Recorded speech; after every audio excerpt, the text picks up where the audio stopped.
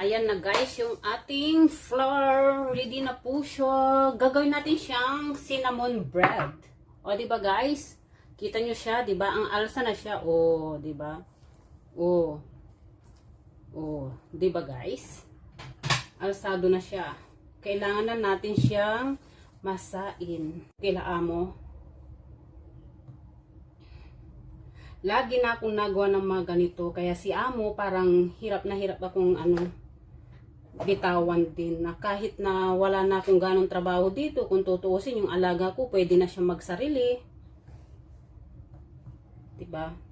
Kaso hindi nila ako basta-basta mabitawan kasi syempre yung sabi nila yung kailangan din nila ng kasama sa bahay na maglaba, maglinis, magluto, yung ganun ba. So, ayan na siya guys. Tapos na po natin siya nalagyan ng butter. Kunti lang guys. Pwede na rin natin ilagay yung cinnamon. Itong cinnamon guys, mayroon siyang kunting asukal para hindi naman siya mapait. O, diba? Ganyan lang po siya. Ilagay po natin siya dyan. Ganyan lang po siya kadali guys. So, kailangan nating maging alerto. Tapos, oh my gosh, ifo-fold natin siya. Ganito. Diba? Ifo-fold natin. Tapos, and then, ikakat natin yan.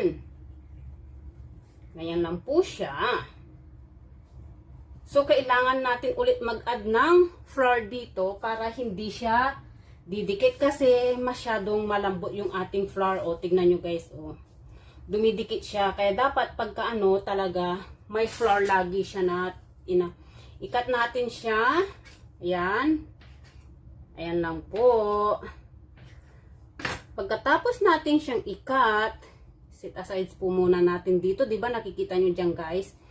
Pwede natin siyang i-curve ng ganito. Tapos, pwede nyo po siyang i-flat ng ganyan. Aalsa pa po yan. Set aside natin. Yan po.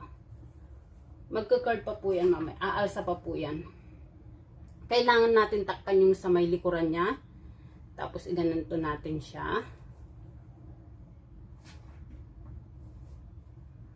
Ayan po. Ay, nalaglag na po. Ayan, guys. Alam nyo, napaka kung titignan, guys, yung ginagawa ko, di ba parang ang dali-dali, no?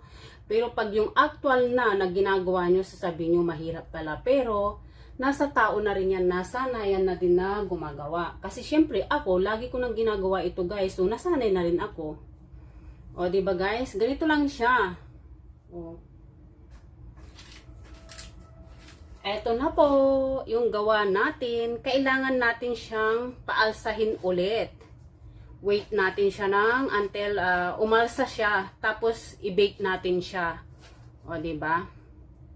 Eto na guys, yung tinapay natin. Ayan o. Ayan na guys. Tapos na. Ayan na. Tapos na siya, luto na.